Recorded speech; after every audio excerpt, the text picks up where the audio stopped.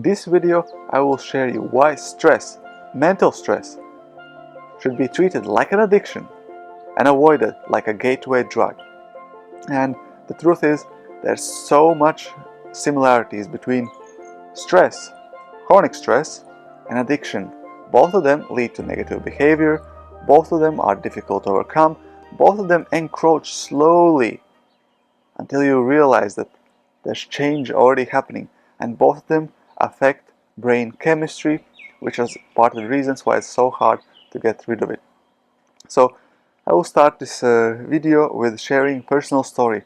About 2 years ago, I was suffering from disease which is called stress-induced diabetes. So essentially, I was going through the process of having so much mental stress and not enough release that essentially my digestion stopped and my body was not able to absorb sugars and energy from the food I ate.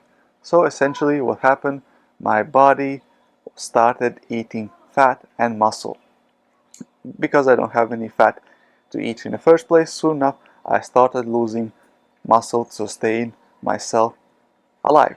So this is a process I don't recommend to anyone, and that's why I'm creating this video to warn you how dangerous, how sneaky, and how serious mental stress can become if you not take it into account and if you not deal with it with caution and respect.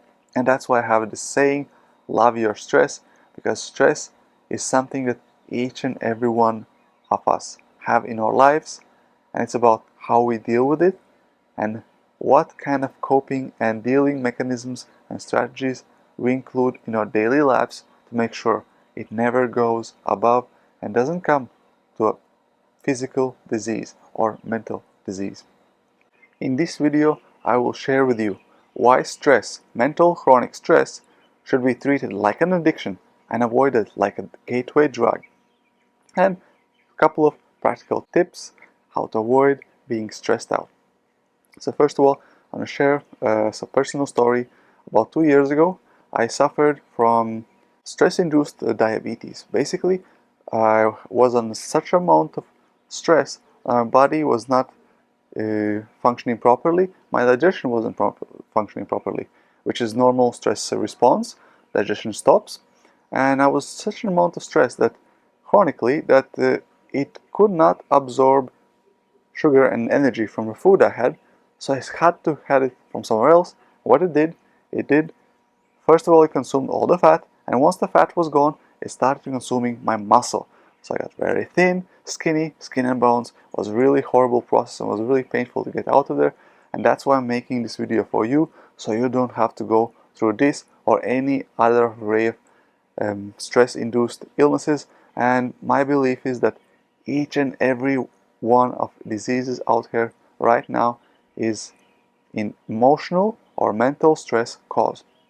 There's actually a book out there, which is You Can Heal Yourself by Louise Hay, and it has really a nice, amazing table at the end of it, which links emotional causes for each and any symptom, like diarrhea, skin problems, pimples, you name it. Whatever the disease, whatever the illness, it has original in mental or emotional stress.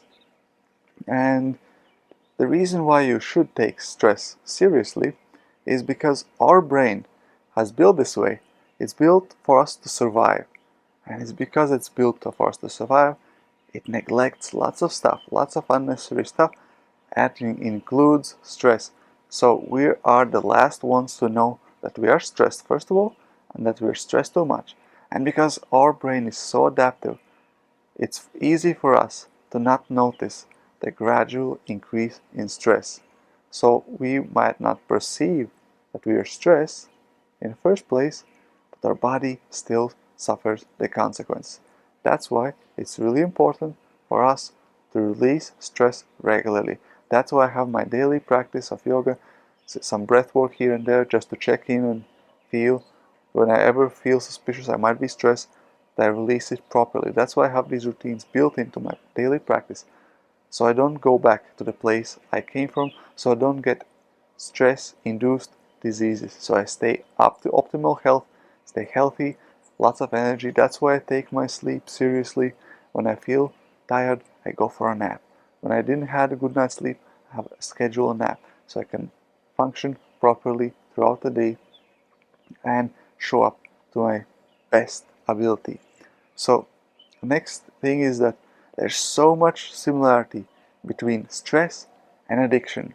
So both of them induce literal physical changes in our brain chemistry. So both stress and addictions, and I'm talking about all kinds of addictions, including drug addictions, they both affect our brain chemistry. And that leads to all kinds of bad decisions, lack of self-worth, self-respect, and goes down the line of not caring yourself, bad habits, bad behaviors, and that's why it's also really hard to get rid of both stress and any addiction, because it pulls us in completely, grabs hold of it, and before we know it, we're not in control of it anymore. And I'm the person who loves to be in control of my life, myself, my decisions, and that's why I really want to make sure that stress doesn't take me by surprise. So if you resonate with it, you also should and would be inclined to research stress, research all kinds of ways how to get rid of stress so you're in charge of your decisions. I'm a man who likes to be in charge of my decisions, so I make sure that I'm not stressed, that I'm actually in control, when I'm active, when I'm relaxed. So I have a healthy balance between being focused, sharp, flow state, and being relaxed, chill, relaxed. So my body needs both, and I like to be in control, but I'm not being swept up by surprise. Another thing is that when we're talking about stress, we want to treat it like an addiction, and that means taking it seriously. So first of all, we have to acknowledge, or at least measure, am I stressed? How stressed I am? And if I'm stressed, I have to acknowledge I'm stressed, and then I have to measure how long I'm stressed. How long it's been like this? Am I in control? Am I doing it consciously? Or is there a better way? Because most of the times we would rationalize, oh, I have this project, I have this thing coming, I have this job to finish. It's okay, I have this exam to take, whatever the reason, whatever the excuse. But am I still in control? Am I in stress and acknowledge? And how much stress can I take it? 1 hour, 2 hours, 1 day? Is it over 1 day? Body cannot take chronic stress easily. If you're under the stress, it will start manifest as disease. Second is identify triggers. So you have to identify what causes you to go into the state of stress. Is it someone triggering you, saying a bad word? Is it environment? Is it your boss yelling at you? Is it demands from work? What's triggering you to go into the state of stress? So what triggers you, the bad behaviors related to the stress? What pulls back you in? The next one is developing healthy coping strategies. So the thing is, I always say no one needs stress management coach, because each and every one of us can deal with stress naturally. Whenever we get too much stress, we always find out some coping mechanisms. Some will go smoking, use drugs, the antidepressants, alcohol, sex, whatever the coping strategy. Each and everyone will find something to cope with it. However, that coping usually is not the most beneficial and comes with other negative consequences. And most of the times we don't like those consequences, we don't want those consequences, so it's very important that we find healthy ways how to get rid of stress, like going to the gym, like going for a run, having a friendly circle of friends, having an encouraging environment around us. Not finally, but another thing, we want to build healthy support system, and that also involves hiring professional stress management coach, therapist, whatever problems you see in your world, whatever problems you want to deal with, you want to make sure that you get support necessary, because quite often the family is exactly the people that triggers us, gets us in the stress in the first place. So they don't really understand what happens behind us. Their boss, colleagues, they're also triggering us. They're not in position to help us because they themselves are under the same stress, and they haven't studied stress like a professional. They haven't studied specific symptoms, specific habits, specific problems you have. So that's why I really encourage you not only to put yourself into the positive, loving, nurturing, and caring environment, but also seek out professional help. And finally, nothing works unless you work. So you have to practice self-care. So you can hire whatever help you want. If you keep on sabotaging yourself day in, day out, nothing will work unless you want it to work. And you will want to work it if and only if you practice self-care. So it doesn't matter where you start from. At the end of the day, you want to love yourself and respect yourself. And that respect will translate into the healthier behaviors, better moods, feeling better, and not wanting to be in situations that trigger you in the first place.